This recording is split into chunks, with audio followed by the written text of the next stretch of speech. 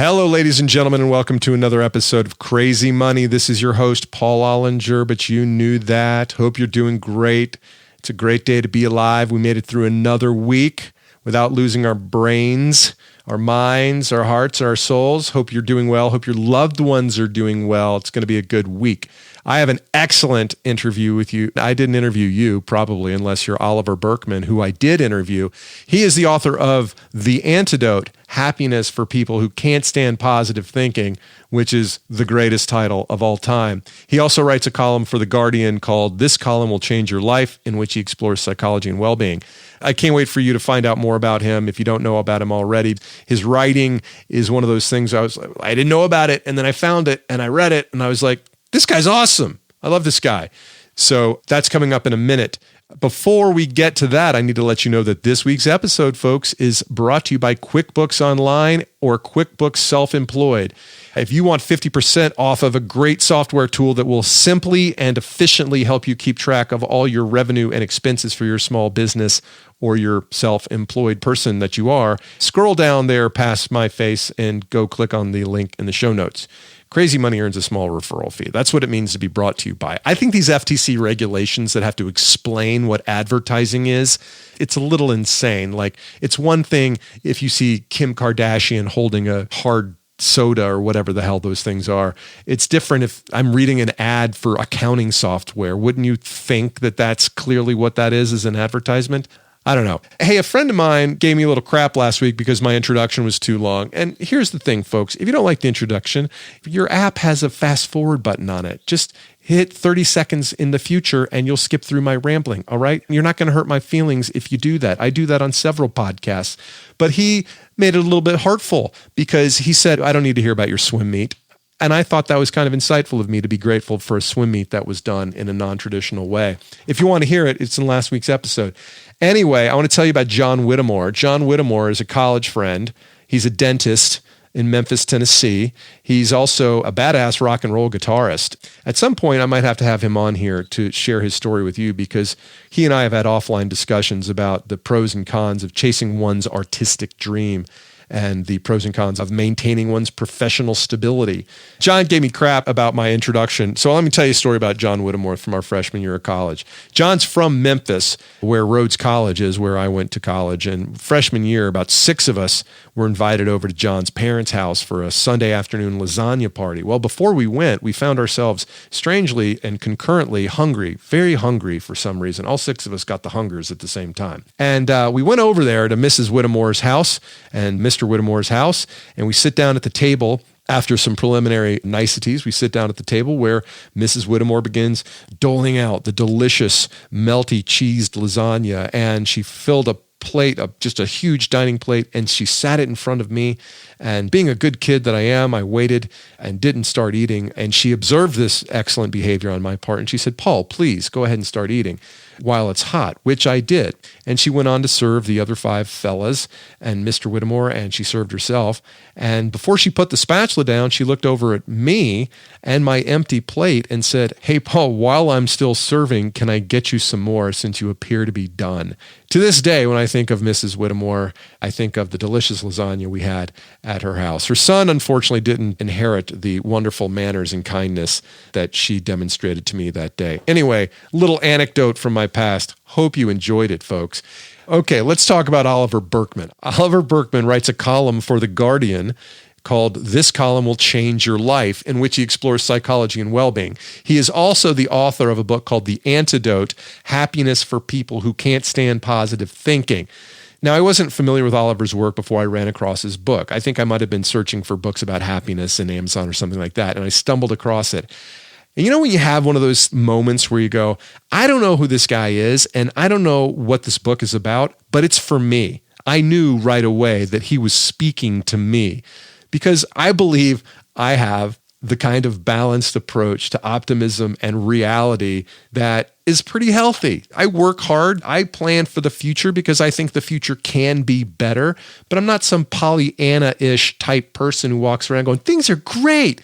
If I put 10 more exclamations in this email, it will mean that the news is actually good instead of bad. I never understood that mindset. So when I saw Happiness for People Who Can't Stand Positive Thinking, I was like, Oliver Burkeman is talking to me. And some of you might find that he's talking to you too. In the antidote, Oliver explores the true sources of human happiness as laid out in philosophy, specifically Buddhism and Stoicism, and in modern psychology. He not only debunks the notion that relentless positivity and motivational retreats make the practitioner happier, but he argues persuasively that the accompanying expectations make the happy-go-lucky visionaries worse off. That actually envisioning the future and committing yourself to a rigid set of goals limits your options and limits your ability to live a balanced life that leads to contentment as opposed to the accomplishment of somewhat arbitrary goals that we all set for ourselves. You might have a clear definition of success in your brain, but that doesn't mean that that success is consistent with happiness. Anyway, Oliver offers us a second path toward contentment that has to do with recognizing and accepting the scarier parts of life. That is the antidote. His insights are important, thoroughly researched, and presented with humor that is both copious and drier than a dryer sheet in a very dry place. Like, what's a dry place? A desert, maybe? Yes.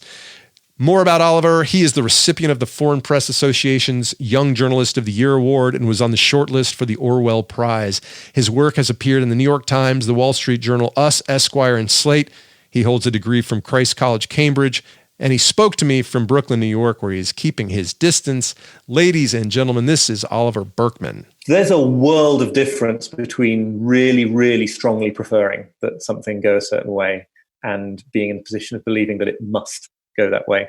It's not that you have to be totally fine with rejection, with failure at work. It's not that you have to make yourself into a kind of purely Zen neutral person about these things. You can really, really want them to go in a certain way. But in that seemingly tiny step between really, really wanting and like needing them to go that way, that's where you lose your bearings and the ability to sort of stay calm with what happens. It makes the whole of life into this kind of tightrope walk where every single moment you're desperately anxious that this terrible thing might happen and then it's all over for you.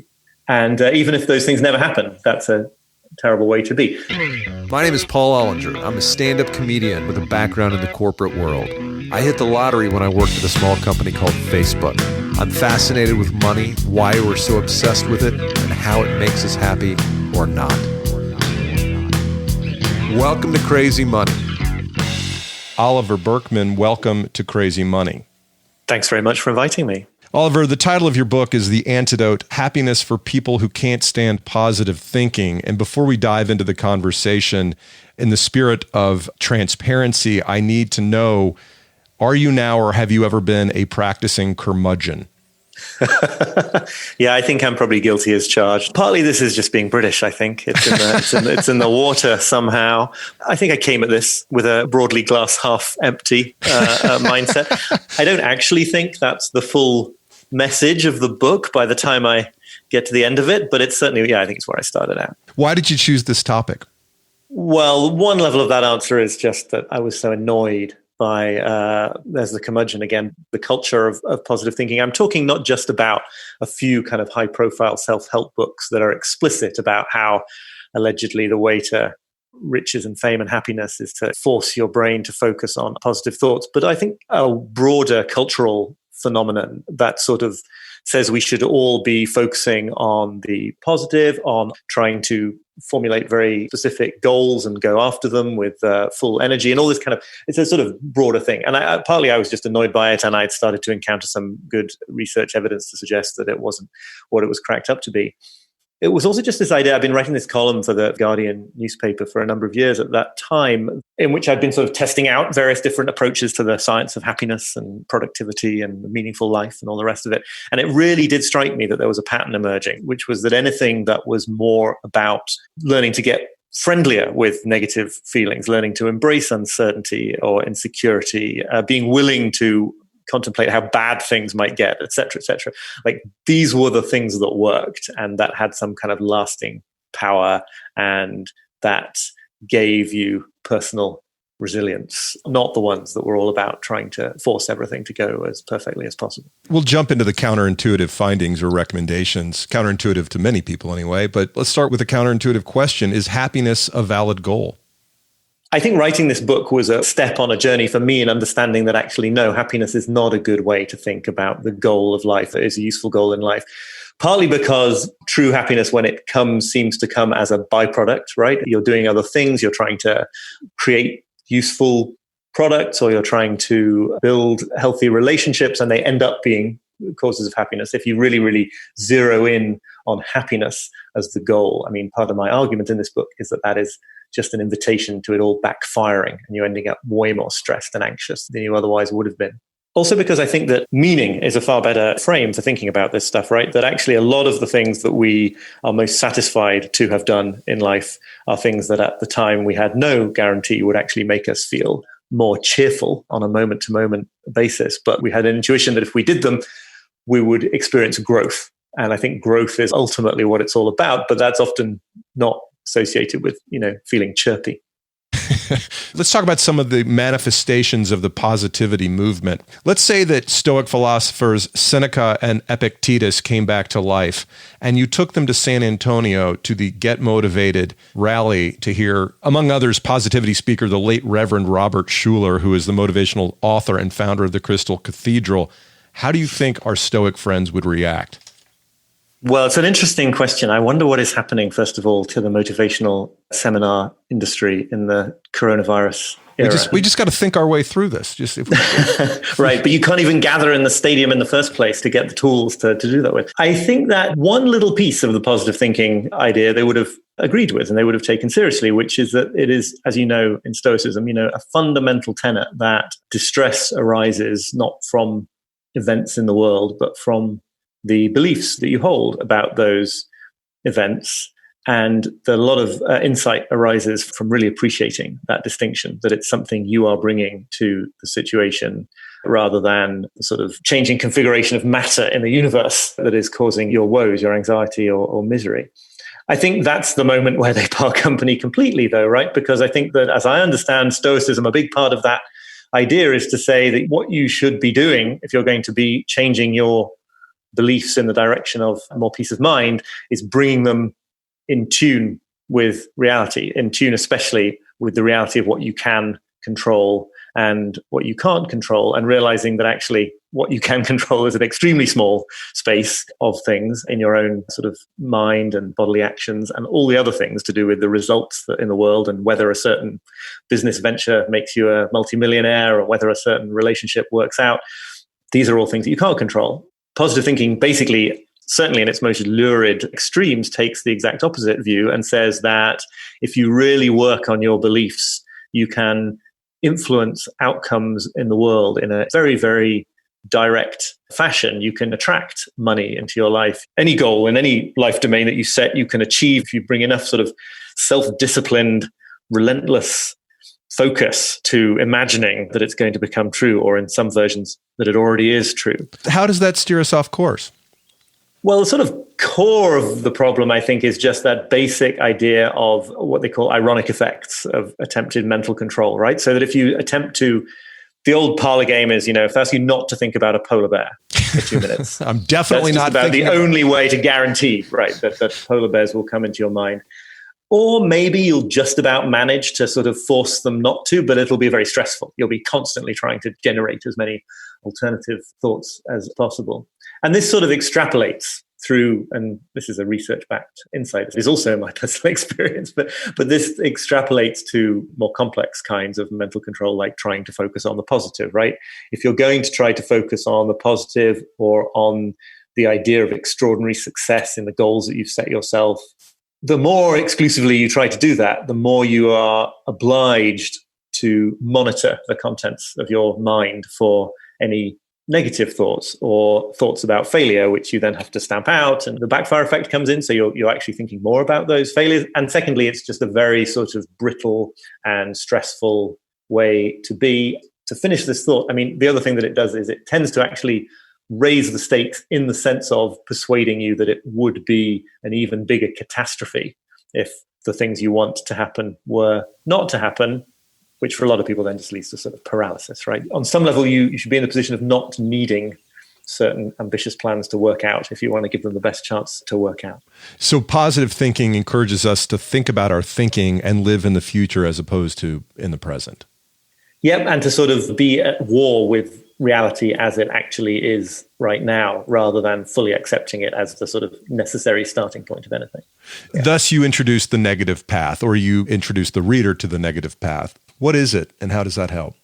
It's really a sort of umbrella term for a whole bunch of different philosophies that have in common this idea that by opening to negativity, by learning to tolerate discomfort, maybe even welcome and relish, in a way, uncertainty and insecurity, by being willing to contemplate the worst case scenarios and all these other kind of things that are the opposite of positive thinking, that this is actually a route to a more durable kind of happiness and a sort of more resilient way of being in the world. And absolutely also, I think it's important to stress, to at least, many kinds of worldly success. I think there's a risk of interpreting this as there is a risk of interpreting Stoicism and Buddhism and others, as a sort of counsel of resignation, where you say life just isn't going to be as good as positive thinkers make out, so you've got to work on being okay with the fact that everything's terrible.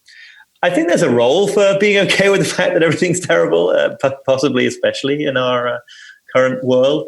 But that is not antithetical, in my mind, to doing great creative, generative things, personal growth, creative work, and all the rest of it. It's actually the sort of first step.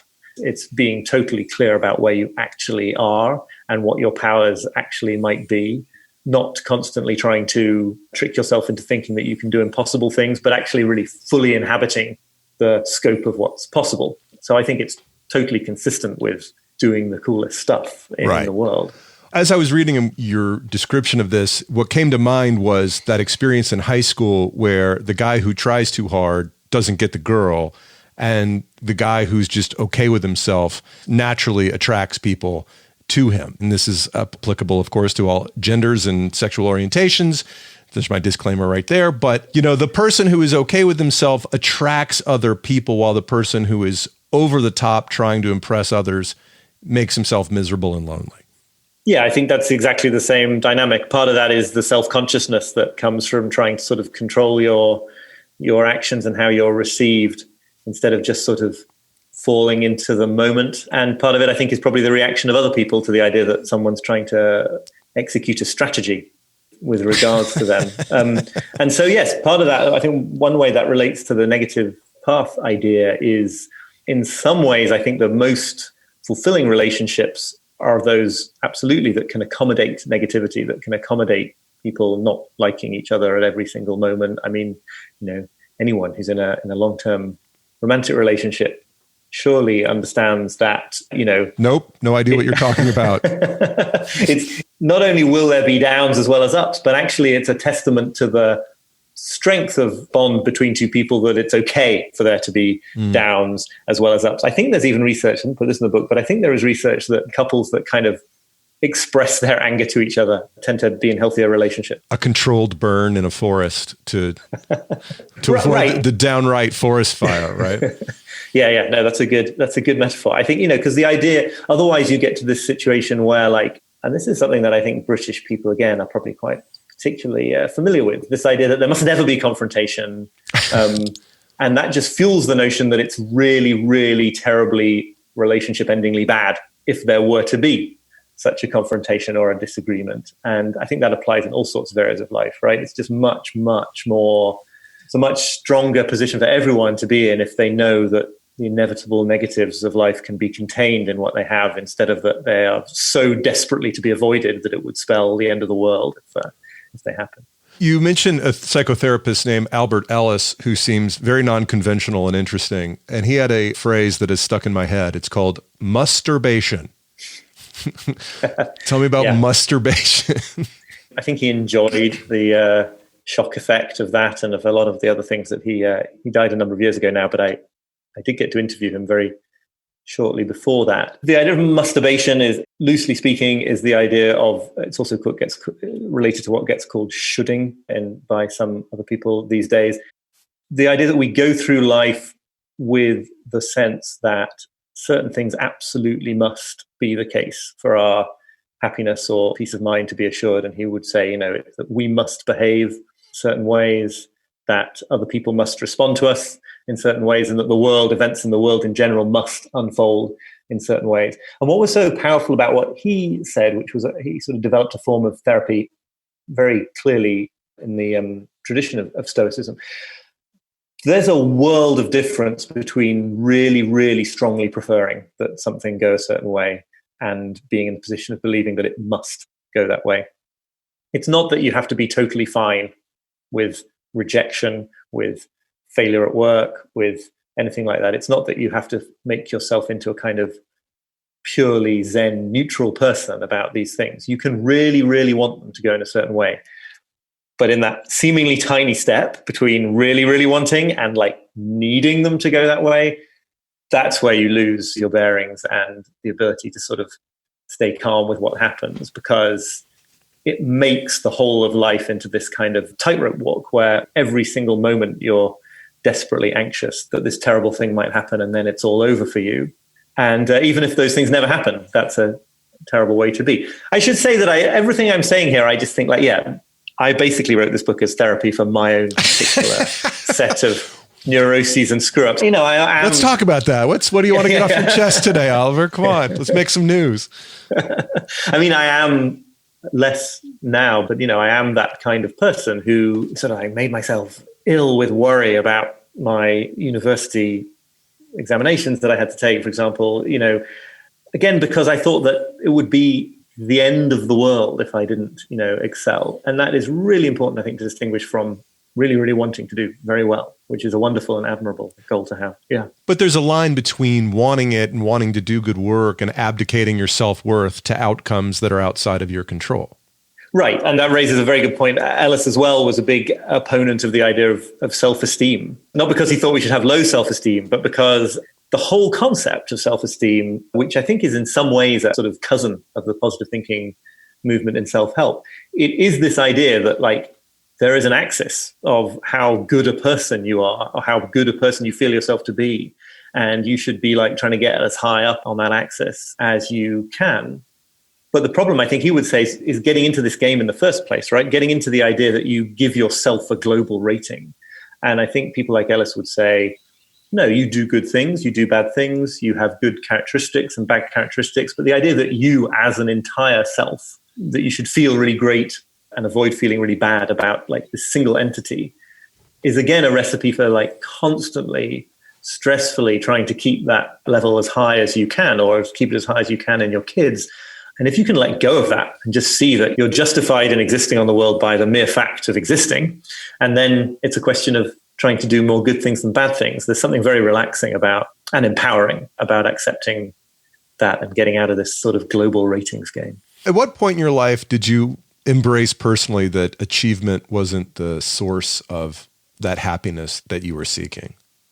That's a really good question, and I'd be interested in your answer to this as well, because now you ask it, I realize that on one level I've known it all along, right? That's the strange thing, right? Back when I was in my early 20s and making myself ill about the need to do incredibly well in university exams, I think a part of me understood that this was not the way to live a happy life. And then the thing that is really clear to anyone who sort of comes up as the kind of smart kid at school, and I expect it's true of people who really excel in sports and stuff, although I would know nothing about that. Even then you realize that the thrill of doing it, and I did do really well in my university exams, but even then you realize that the thrill of doing it lasts a day or a week, or, in some cases a few hours.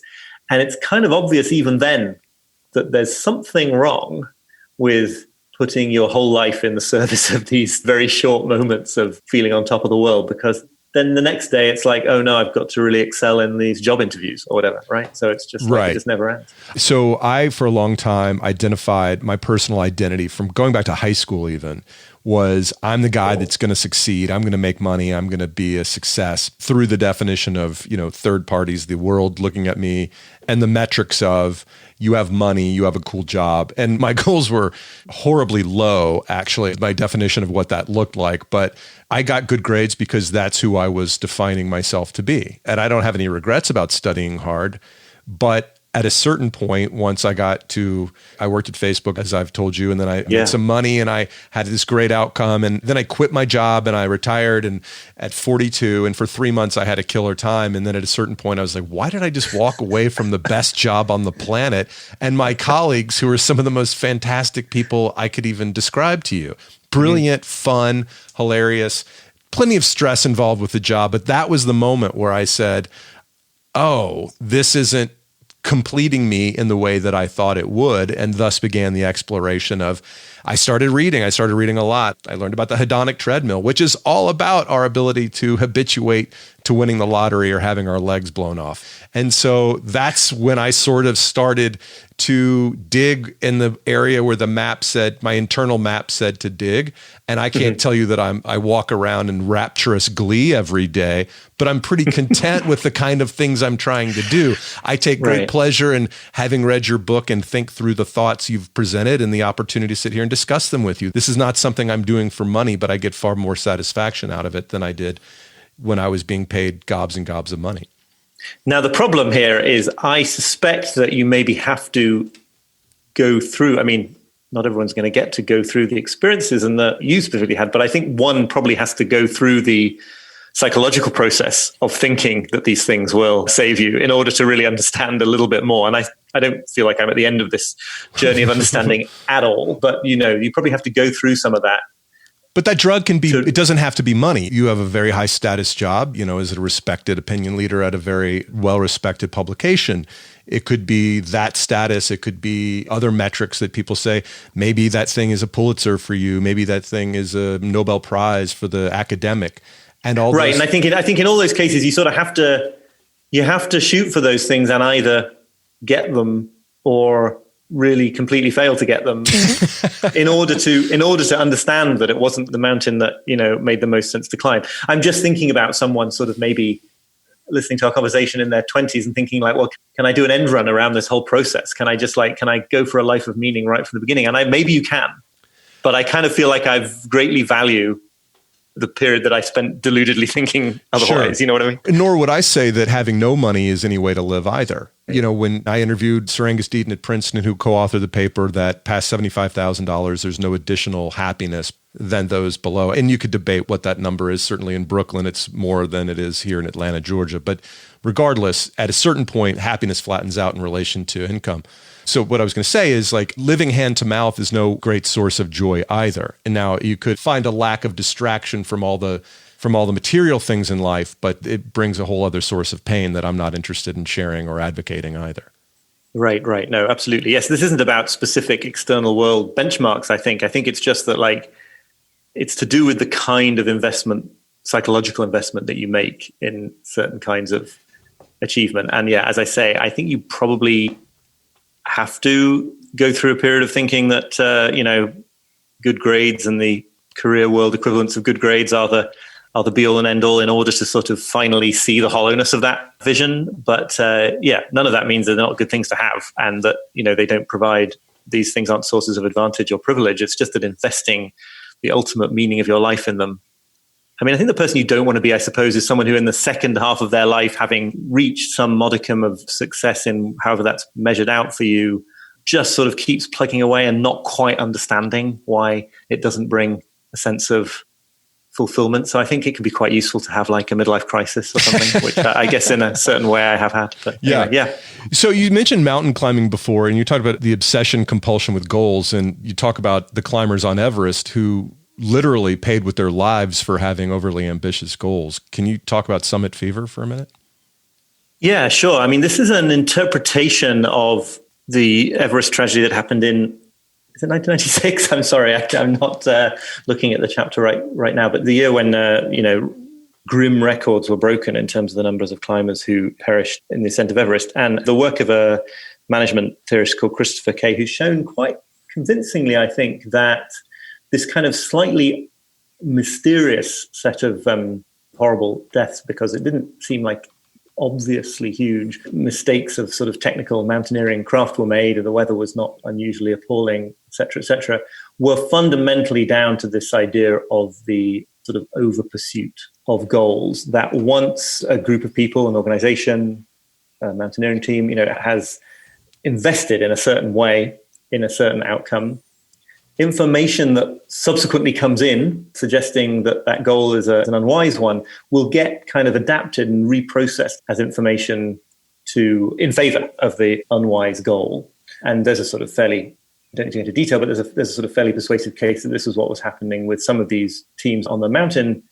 It becomes genuinely very difficult to see that the time is running out, that you're going to be getting to the summit too late in the day, basically, to meet your specified turnaround time, which is this very important concept in these kinds of summits, where if you can't get somewhere by a certain time, you won't have time to safely return in the right conditions. Yeah, I just think with a potential lapse of good taste, which you have to sort of acknowledge, between a mountaineering tragedy and sort of the daily problems of organizational life, there is this notion in a lot of organizations, I think, that if you're focused too relentlessly on a specific target, a market share, a certain deadline for profitability, something like that, you will cut every other corner that you need to make sure that that one metric works out, and you will reinterpret, as I say, information that you should be using to stop and reconsider as information to boost you onwards.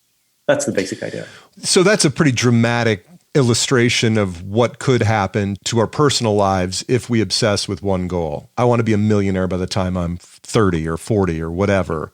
And I obsess on that goal, and yet I neglect other parts of my life, my health, my family. Right. I could metaphorically end up a corpse on the top of a mountain of a goal I didn't attain or did attain. Right. And it's two things. One is, yes, if you say you're going to have a certain fortune by a certain age, you invest your whole sort of meaning of life in it. One thing, you could fail, and then your whole life seems like a failure, even though it might not be. More troublingly still, you could succeed. But if you do that at the cost of, your physical health, you have no vibrant relationships in your life, if your work is relentlessly unpleasant to you, then what kind of victory is it? And I think it's important to clarify there, it's not just a question of picking the wrong goal, right? Because in sophisticated circles, we're so down on the idea of wanting to earn a lot of money that it can seem like what you're saying there is just that like earning a lot of money is a bad goal. I think the point is the unitary nature of the goal, or the limited number of the goals. There's a quote that I use in the book from the environmentalist John Muir, which I won't get exactly right, basically making the point that what you realize when you pull on any one thread of the universe is that it's connected to every other thread in the universe. And it's that understanding, I think, of a life and also of a society in different ways as this densely interconnected web of variables where you can't help but distort some by trying to maximize others. You can't help but neglect some by trying to focus on others. And that's fine, because you've got to do things. You can't do everything. But the moment you're focusing too relentlessly on a too small number of life domains, that's a problem, even if those life domains are, great life domains to be focusing on. It's not about prioritizing money being bad because money is bad or something. Well, it was just money as one example of an achievement you're trying to put in your cap, right? Whether it's summiting Everest or making millions of dollars, these are chosen goals that could distract us from the true sources of contentment. It's the way you're focusing sort of monomaniacally on one thing. It's easy, as I say, to make the case with money because it's so well known that being extremely rich isn't reliably correlated with being extremely happy. Neither is being dead at the top of a mountain in Nepal. Right. But it's interesting to wonder, the way to put pressure on my thesis here, I think, would be to say, what if the only thing you wanted to do was to sort of start a family, a sort of loving, warm family with children, could you focus too relentlessly on that goal? And I mean, clearly you could in ways that would actually hurt that family. You could have spent all your time focusing on building a home to the point that you didn't have enough money coming in to support it. You could have focused so much on homemaking that you did not give airtime to the parts of your personality that needed to fulfill themselves in career. So it's really just the kind of narrowness of the focus, even more perhaps than what you're focusing on. Hey, ladies and gentlemen, you know what sucks? Taxes. No, not paying your taxes. That's your civic duty, pal. I mean, preparing your taxes. And the hardest part for me as a small business, self-employed person is keeping track of my books, of keeping track of expenses and massive amounts of income that I earn through podcasting and comedy. But there's a tool that I use that makes it suck a lot less. It's called QuickBooks Self-Employed. It's just a few bucks every month, and it saves me dozens of hours every year. Because when it comes to tracking your expenses, QuickBooks helps you answer tax-related questions like, did I really spend $150 on Ubers during the Cleveland Comedy Festival? Apparently I did. Oh, and speaking of Ohio, QuickBooks reminded me that, yeah, in December of 2019, I really did travel to Toledo, Dayton, and Columbus, Ohio for the Funny Bone Clubs that exist there. Yes, when Columbus is the highlight of your month, you've had a really interesting month. Most importantly, QuickBooks reminds me of what might or might not be tax deductible. Airfare to Toledo, yes. Chocolate Buckeyes I buy for my kids in the airport, not so much. If you want to get 50% off QuickBooks Online or 50% off of QuickBooks Self-Employed for 6 months, click the link in the episode notes, scroll down past my beautiful green face and click that link. It's industrial strength tax software for just a few bucks a month. QuickBooks, click now. So you found some ways, you tested some ways, experimented with some ways to get out of your head. You jumped off and you went to a multi-day meditation retreat. What did you learn besides the fact that having Barbie Girl, the song from the late 90s, stuck? Would you like to hear it? I have it queued up here. I'm sure you... Come on, Barbie. Sorry. Yeah, that's really enough. That's really enough. We can't play it anyway. Oh, okay. Yeah, good point. Good. What did I learn? That was the first of the meditation retreats that I attended, and I have been back since. One of the obvious things, I mean, this is now in the time since the book has been out, a lot more people have, I think, been on those kind of retreats. But one of the sort of now a little bit cliched things you learn is that, when you're in this beautifully quiet setting, everyone is silent and the countryside around you is just idyllic. Your head is still like, that's when you really hear how ridiculously noisy it is inside your mind the rest of the time.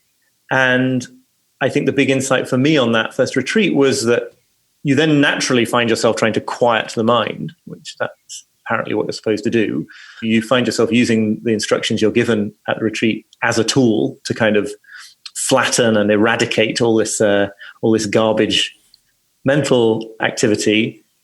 And that is an example of something where you really need to fully encounter how impossible that is and how counterproductive that is to, 2 or 3 days in, suddenly realize that this is getting you nowhere, that actually letting that stuff arise on its own schedule, pass away, is actually the only way to peace of mind. And again, that's a kind of peace of mind that comes from being okay with the fact that there's all this stuff going on, that your thoughts are not, going in the exact direction. Would the positivity movement suggest that meditation is a great way for achieving bliss? And if so, why haven't I been able to attain it in 2 years of meditation? I must be doing doing it wrong. Yeah, right. I do think it's interesting. I mean, that really traditional sort of canonical positive thinkers were not into meditation, partly just because I think a lot of this influence from East Asia had not come into American ways of thinking at that time. And broadly speaking, I think the sort of Western meditation movement of the last couple of decades is a way more beneficial thing than, the power of positive thinking. But it has been slightly captured, I think, by that Anglo-American desire to sort of instrumentalize everything as a tool for happiness and a tool for worldly achievement. Not because it can't help. I think it can.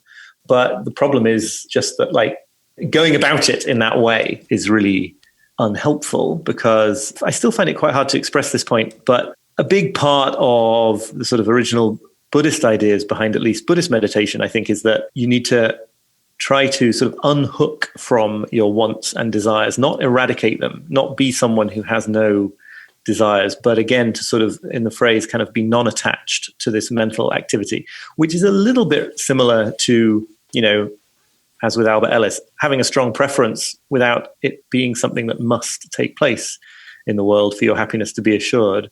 And that kind of unhooking, it actually requires accepting the presence of those things. It's not effective in unhooking from a desire or a want to try to get rid of it and stop all thoughts about it, because that is a kind of negative reinvestment in that desire. You're trying to get rid of it. So when you feel like, just to give a very, very mundane example that's completely prevalent at meditation retreats, you feel like restless and you want to get up and do something other than kneel on a cushion with your eyes closed, it doesn't work to try to find a way to eliminate that. What works, to the extent that anything works, is to really, really feel the restlessness to such an extent that there's almost sort of no room in your attentional bandwidth to have a problem with the restlessness, because the actual present moment physical experience of it is so dominant. I hope that makes a little bit of sense. It makes complete sense. But you know what I would do in that situation is I would think about polar bears.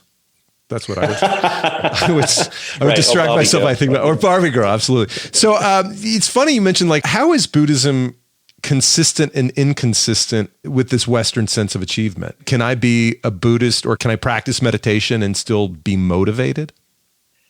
I think so. I mean, I don't pretend to be an expert on Buddhism. I do know that it is at least as massively diverse a tradition as, any other religion. So, nothing, even if I was an expert, no single statement about Buddhism will be accurate all on its own. I guess in general, just sort of how are those two concepts consistent or inconsistent?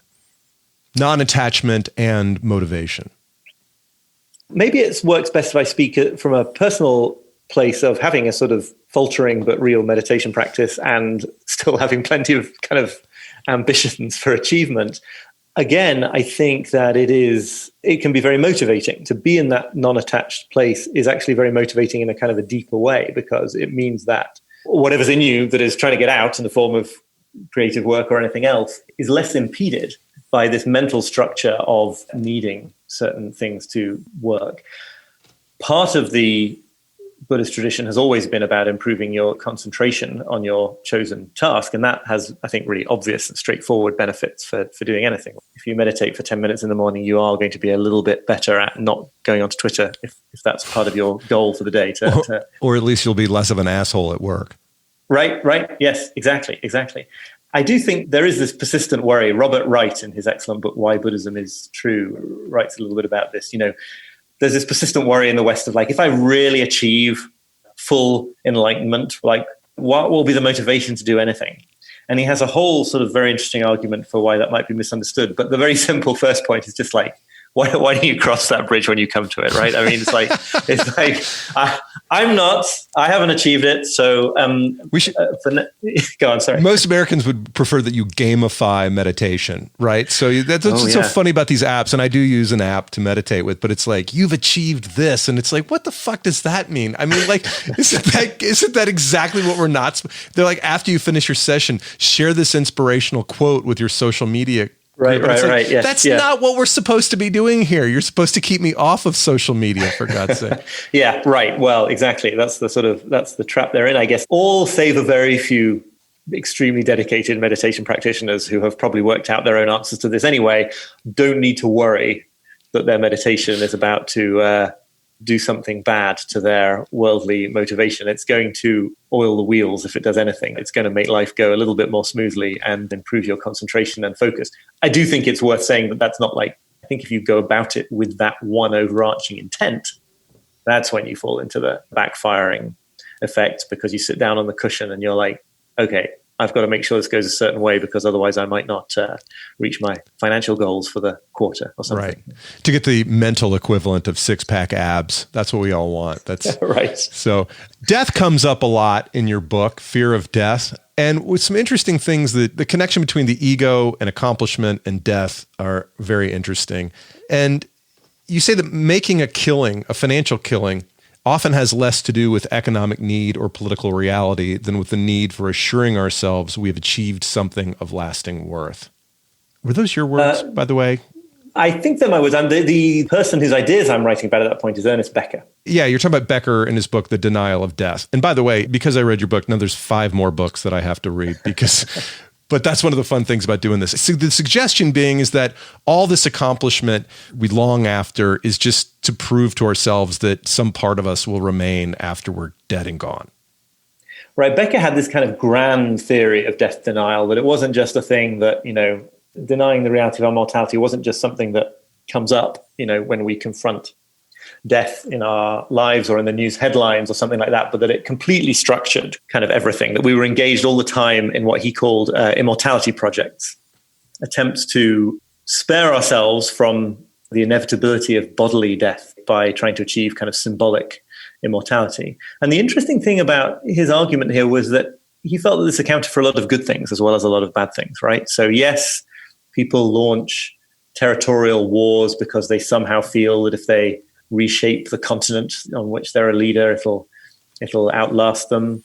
But also people, write great works of literature or of classical music, partly out of this idea, perhaps even ultimately entirely out of this idea that they are putting something into the world that will contain their spirit and therefore sort of soften the blow of the fact that they will die, because on some level we all want to be immortal. It's a great pity that it's not really acceptable to quote certain Woody Allen lines anymore, I guess, but he does say somewhere, there's a line, I don't know if it's where it's from, he says, I don't want to live on in the hearts of my countrymen. I want to live on in my apartment. And that makes the distinction, right? Well, you're not going to live on in your apartment, and therefore you sort of spend your life doing things that might make you live on in the hearts of your countrymen. I think a lot of the urge to become a parent can be about this to some extent. And again, I don't think it's necessarily a bad thing. I think it does lead to a lot of things that actually are bad, and that most of us are so, again, as with enlightenment, most of us are so far away from being at peace with our own mortality that moving a little bit in that direction can really only help. You don't need to worry that you're going to get so good at it that you fail to produce interesting work or anything like that sort. Yeah.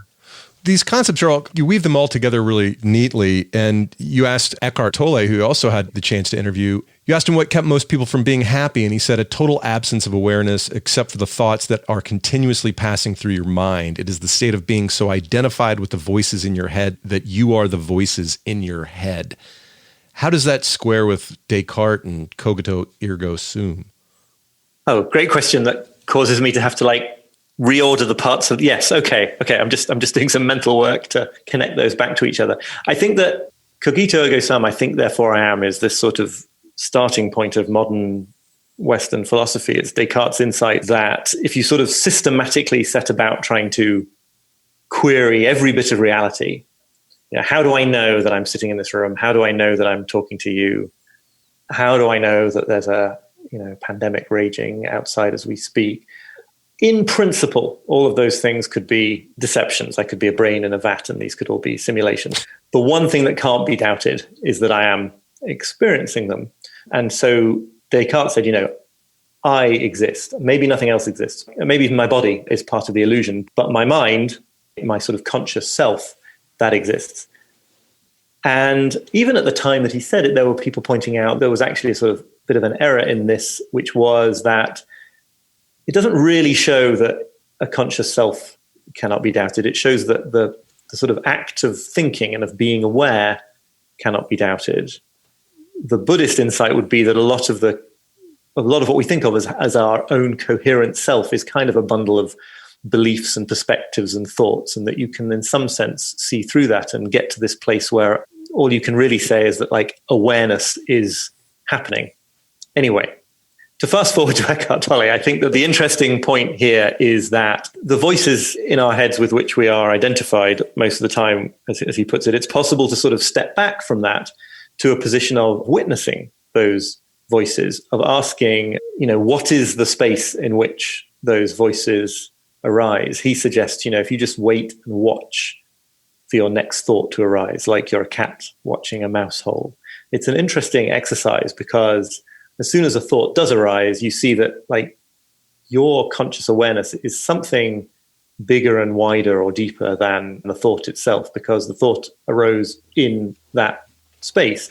And from there's a whole argument about why, you shouldn't take the existence of your discrete unitary self to be what it appears to be. But there's something incredibly relaxing about just ever achieving that sort of witness perspective in my experience, just being able to disidentify from the thoughts you think and the feelings you feel enough to see that they are happening to you or to something rather than that they are sort of exhaustively constitute you. God. He goes on to talk I tried. about... No, it's good. These are all things that are woven together, and that our constant obsession with our thinking leads us to approach the world through a self-centric lens. And this is a self-perpetuating loop. You say that there's no human outrage afflicting the world that he's not willing to attribute to our efforts to defend and strengthen our egos, to reassure ourselves that we exist and that we matter and that we were here. This seems very much relevant to what's going on in the news. Not that there is a pandemic, but in the way that people are reacting to the pandemic. That I conflate my political ideology with my sense of self, and therefore I will engage in behavior dangerous to myself and to others to reinforce who I am and what I believe.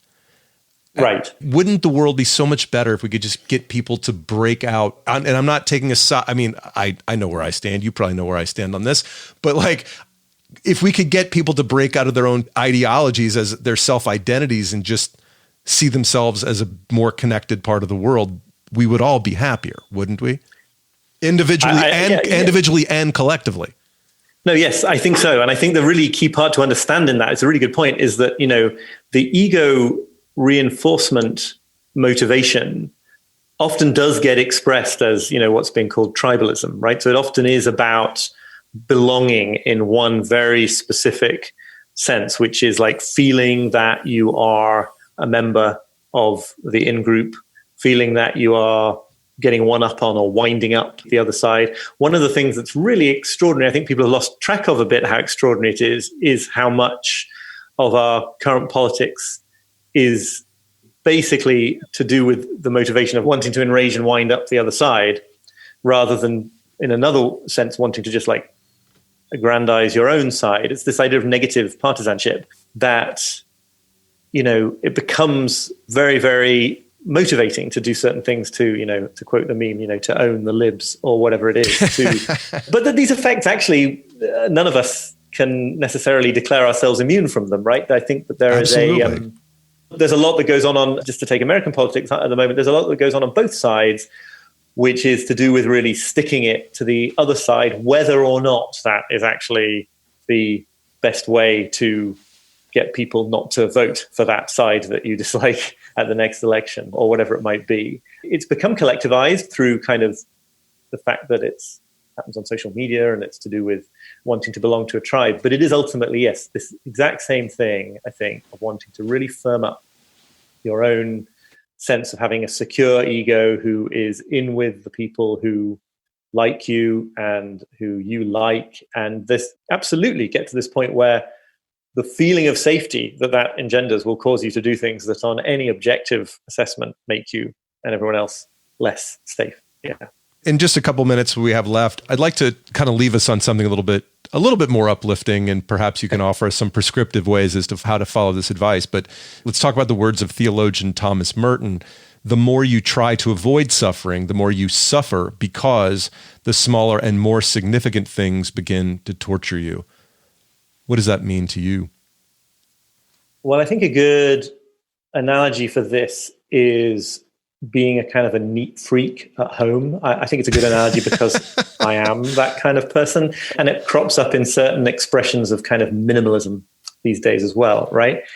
If you're kind of okay with the fact that your home is a bit of a mess because you've got, just to pick an example, a 3-year-old distributing bits of Play-Doh all around the entire apartment. If you're okay with that, then you're okay with it. If you decide everything's got to be completely clean, then one single little remaining bit of Play-Doh is like a huge offense against the cleanliness. If you live in a kind of pristine, white, minimalist apartment with clean edges everywhere, like there can't be a single speck of dust in that place, because that speck of dust, your standards ramp up and get tighter and tighter and tighter until smaller and smaller things become a problem. And I think what Merton is saying is that, the more you try to make it so that there is total security in your life, the more you try to make it that there is never any confrontations with people, to go back to an earlier thing we were discussing, the worse it's going to feel when a very small instance of that comes along in your life. And I really feel like I have spent a lot of my life in this space, right? Of thinking that like it will be absolutely terrible if I experienced some particular kind of professional setback. Then you're just on edge all the time. If you receive even a very small setback that wouldn't count for someone else, it like triggers that whole thing because you have set a standard that is so out of tune with the way reality unfolds that you can't help but have it kind of have reality sort of bang into it all the time. The next book I've just finished the main period of work on, I mean, who knows? I've got to go through the editing procedure now, but partly, is about time and time management, and this idea of really understanding what it means to think of your time as finite, and to realize that like any kind of approach to productivity that is based on getting everything done, even just in the vernacular sense of getting everything done, not literally getting everything done, is just a recipe for the same kind of stress as you constantly bang into the fact that we're all limited human beings and that the only real approach to growth and achievement comes from sort of acknowledging those limitations. And it's really, I think, the same idea as this, that the more, same underlying idea, I hope it's a interestingly different book, the more you just sort of come down to earth about how life includes negativity, the more you come down to earth about the fact that you're a limited human with a limited lifespan and limited hours in the day, it's just so kind of liberating and relieving and empowering.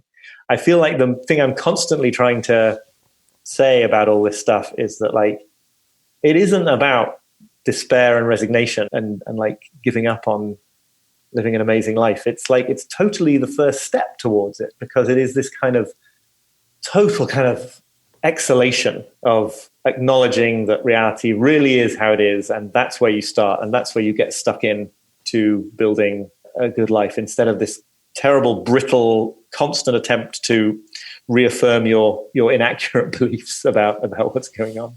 When does the new book come out? That'll be a while. It's going to be next year before it's available. So how do you put your non-attachment practice into play when you have a project that's taken you years to complete and the worldly success of it is judged within the space of a couple of weeks? Are you able to separate yourself from those two things? Not particularly well, no. I mean, I think certainly one of the things I'm trying to do in my work and how I write stuff and my sort of personal business model is to be less dependent on those 2 weeks. Mm-hmm. I think that this is something that's happening across sort of publishing and content creation. It's actually less and less about like a tiny little window of time where you might potentially become a huge blockbuster, but probably won't, and can instead be about sort of over time reaching the people who really value what you're doing. And actually, in a way, that speaks to this philosophy as well, right? Because it's about not sort of so desperately needing absolutely stellar success on one very specific metric, and instead being able to sort of build a life that is secure in a certain way by being not secure in another way, right? I mean, it's like diversifying. It's just like diversifying your investments, right? It's right. Like, and so partly I deal with it by trying to make it not as important. My experience with this book has been that I'm perpetually, the antidote, I mean, I'm perpetually surprised by how it finds people. One of the things that I know it sounds a bit like bragging to say, but I hope it's clear that that's not what this is that people who've been through things far more like traumatizing than I have experienced have found certain aspects of the book really sort of useful and liberating and consoling. Not because I came up with a genius idea, but just because I think the power of these ideas that I'm passing along are such that, the person doing the passing along doesn't need to be the person who's experienced them to their fullest limit. So anyway, that was all just a long way of saying that I'm sort of consistently surprised by where it pops up and who benefits from it. So I can use that as well to non-attach a bit from these kind of slightly more conventional measures of like, okay, are you going to hit the bestseller lists? Right. Oh, right. No. Okay, now I've got to be very depressed. Robert Wright, who I mentioned before, refers to the weeks before a book launch as the calm before the calm, which I always think is a very funny way of thinking of that. That's hilarious. Why is there not more chaos here? I want a storm. Well, I'll say this. I think the ideas you espouse in the book, they don't get the play they should in our schools and our churches for a lot of reasons. And I think that anyone who listens to the show and has listened to it would find a lot to be enjoyed. And The Antidote, Happiness for People Who Can't Stand Positive Thinking by Oliver Burkeman. Oliver, where can people find out more about you and your work? Well, I'd love them to pick up the book or the audio book. And I'm on Twitter at Oliver Burkeman, Burkeman. And if you search my name on The Guardian's website, theguardian.com, you'll also find a lot of the columns that I've written on this kind of stuff. Oliver, thank you for your time and thank you for your work. Thanks very much for having me on. I really enjoyed it. Thank you, Oliver. I just did a take of this outro where I was like, thank you, Oliver. That was amazing. And then I realized that that really wasn't consistent with the content or the theme of the show or the railing against false positivity that I did in the introduction or the entire thesis of Oliver's book. So, hey, thank you, Oliver. That was a very reasonable and enjoyable conversation. I like talking to smart people who don't feel the urge to blow us over with their enthusiasm and false positivity. All right, takeaways. 3 takeaways from this week's episode. We're going to do the takeaways, folks, because it's an innovation I came up with. No other podcaster has ever done it. By the way, speaking of that, I wonder what the overlap, the comorbidity of the negative path and sarcasm is. I'm going to guess it's pretty highly correlated. Takeaway number 1, the more I read, the more I learn, the more I learn, the more I want to read. I wish more Americans were addicted to it. In reading Oliver's book, there was about a half dozen things I wrote down where, I want to read that guy's book. I want to read that woman's book. I want to pick this up. I want to, Google this. So it's been a really fun adventure to get to know a lot of the authors of these books that have been the source material for some of my earlier guests' books. So this has been a lot of fun. Takeaway number 2, as I get older, the more I believe in the quality of sincerity. And I was asked on a podcast last week, what do you value most in your friends? And I think I want to be around people with whom I know where I stand. I want to be around people who are honest, who are forthright, and who will let you know when you're going to screw up. And that is, I compare that or contrast that to people who will put up a false front of positivity either for themselves or for your relationship in the face of all evidence to the contrary. And I find that to be more than mildly off-putting. False positivity, false friendliness are not cool. You can be an Eeyore and still be a tremendous friend and human being. Takeaway number 3, which is probably related to takeaway number 2, the more I think about it, the more I think I'm British. I really do. I did 23andMe like 5 years ago, and I'd grown up always thinking I was German. My dad always told us we were German because the Ollinger name ends in ER, so that makes you German, I guess. So I was German until I got my 23andMe results back, and the first thing it said was, first of all, you're 99.1% white. You're like so white. Don't even try to pretend you're not white. I'm super white, apparently. But what it was, the surprising thing was that I was 9.6% French and German and 80.1% British and Irish. And I was like, that makes sense to me. I have always felt very much at home around British and Irish people whose sense of humor, whose sense of sarcasm just sort of felt natural to me. So along those lines, maybe that's why I cottoned so clearly to Oliver's argument in his book, which if you find yourself thinking like that, you need to run out and buy Oliver Burkeman's book, The Antidote, Happiness for People Who Can't Stand Positive Thinking. Check it out. It's been fun. Thanks for hanging around. Mike Carano, make me sound smart.